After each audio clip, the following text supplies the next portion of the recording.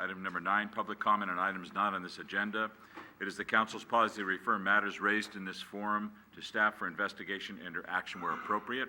The Brown Act prohibits the council from discussing or acting on any matter not agendized pursuant to state law. Would anyone like to address the council? Just tell us your name and street, please. Okay, my name is Dennis Salmon. I'm the CEO of Artichoke Joe's, located 659 Huntington Avenue, San Bruno. I'm here tonight to speak because of my concerns about the upcoming possible El Nino that is, hopefully it does not flood us out like Noah's storm in here.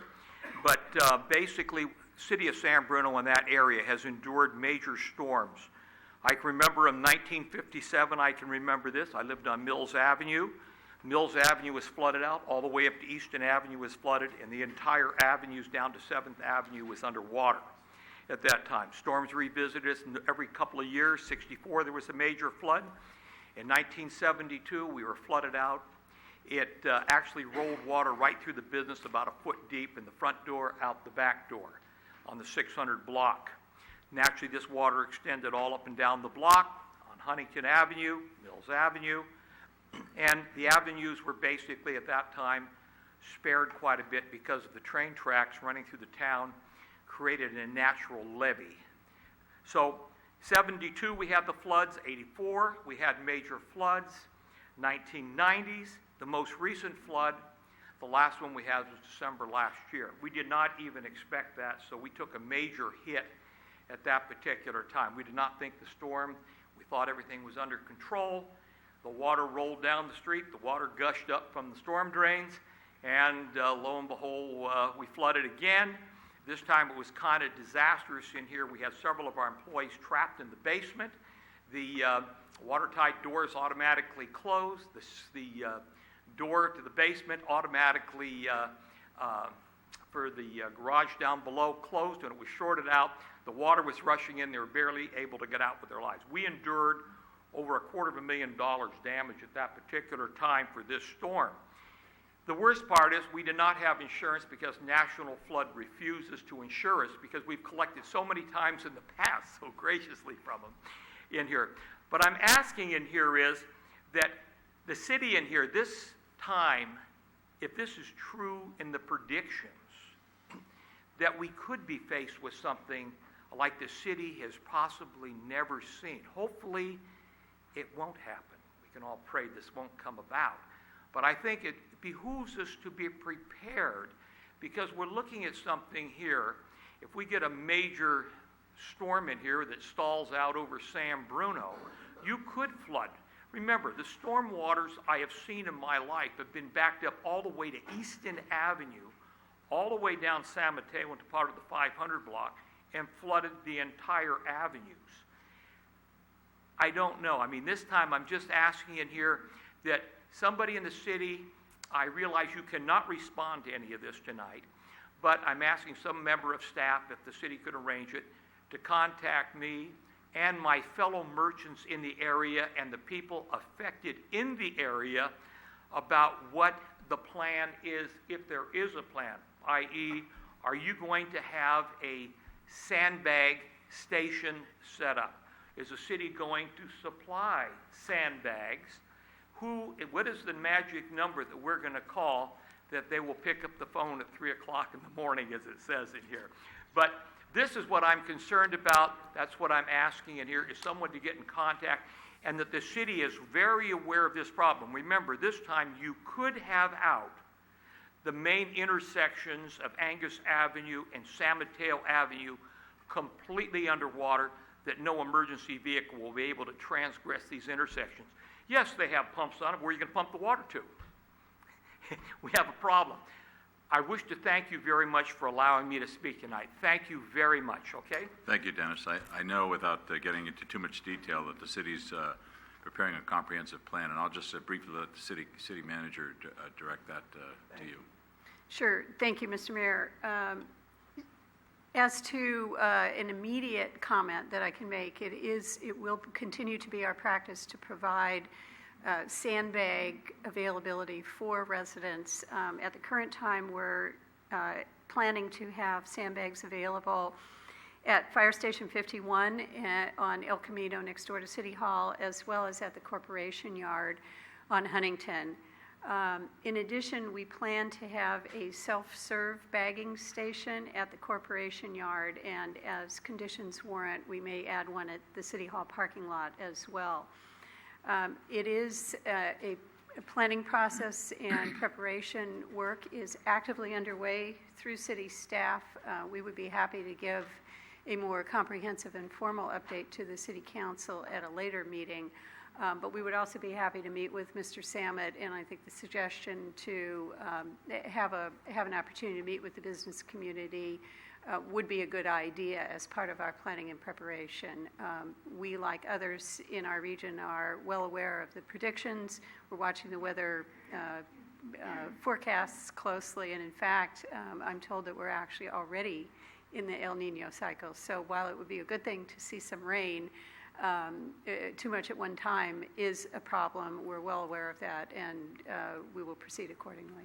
All right, thank you. Through the chair, and I know, and thank you to the city manager, but if you can keep at least the council updated on what, meeting with the merchants and the association, the dates, the times, and locations, which you already have, but something that we can post appropriately and keep us abreast sooner than later, because November's about here, and maybe the rain. Thank you. Anyone else under public comment?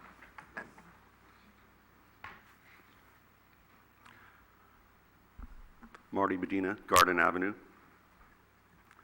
Good evening, Honorable Mayor, Council, staff, and neighbors. There is less than 1 week left in this election.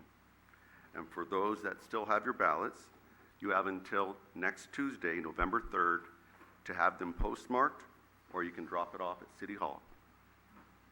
This election has been very informative for me. Along with an amazing group of volunteers, I have walked up and down across San Bruno, and I've talked to numerous residents about their concerns, whether it's the limited parking on their streets, the neighborhood speeding, potholes, sidewalks, our schools, our downtown, new development, affordable housing, or unsustainable utility rate increases. Together with the community's input, we will address them and obtain some much-needed relief. I was a San Bruno Public Works Inspector for over 10 years. I understand how our city works. And now we are at a crucial time as San Bruno continues the long and difficult task of rebuilding our infrastructure. We are on an unsustainable path of relying on the same method and the same ideas and more rate increases. San Bruno now has the second highest water rates in the Bay Area, with 10% increases coming over the next 2 years. I know we can do better. For those of you who are still undecided in this election, I hope you agree we need to do things differently if we are to obtain different results. We need new ideas and more input from the community. You have 2 votes for City Council, and I hope you agree one of them needs to be placed with someone with new ideas and vision, someone with the construction knowledge and hands-on experience to efficiently improve our infrastructure, someone that shares your concerns and will work relentlessly for you. I am asking you for the opportunity to make San Bruno a better place for everyone. Please help me do so by voting for me, Marty Medina. Thank you very much. Anyone else? Hello, Mayor, City Council, fellow San Brunoites. My name is Bonnie Balfour. I live on Crystal Springs, and I'm here to address an idea concept. It's quite interesting that Mr. Abrams had presented his study on new housing. And with the numbers presented, it would be interesting to know, of the 42,800 and change people, of that number, how many rent? I'm here to offer a proposal. It's a flyer that's been circulating around. I've picked it up. I brought it with me. Rent control.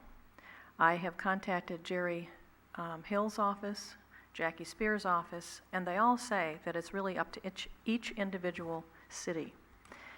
The cost of living is on the low percent, 1 or 2%, and yet raises and rent have escalated beyond the pale. There is the local San Bruno librarian who had to move out of the city. She was very well respected, and because she could not afford the escalating rent, she's gone. How many other highly qualified, very capable, very hardworking people are we going to lose? A 10% and higher increase in rent is inexcusable. So with that, I would like to propose that the City Council, the mayor, address this issue so that these kinds of things can be brought to the bear. There are areas, San Francisco has Measure A. I don't think Millbrae, but Richmond, Oakland, some portions of San Francisco have some rent control in their measure. It can be dealt with in a number of different ways. But if we don't stop the escalating the money that people are spending and trying to stay here, then this new affordable housing that's going to go up, hopefully will go up. If most of the middle class have lost their space in the demonstration that was just given on the PowerPoint, where are they going to live? Are they going to live 12 hours away, drive in 5 hours away? I'm a professional, and I live within 45 minutes of where I work. However, I also work with people who live hours and hours away. So by the time they get to work, they're exhausted. And when they've worked 12 hours, 8 hours, whatever the time frame is, to try to drive home can be very dangerous. So all I'm saying is please, please consider the idea of rent control in San Bruno. Make it here, make it now. If not you, then who? If not now, then when? Thank you so much for your time. Thank you. Anyone else?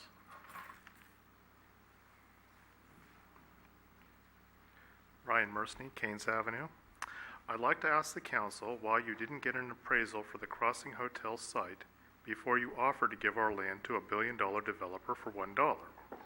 Will your honest and unbiased appraisal include an appraisal of the land for use other than a 152-room hotel with a 3,000 square foot meeting space for Friends of the Council?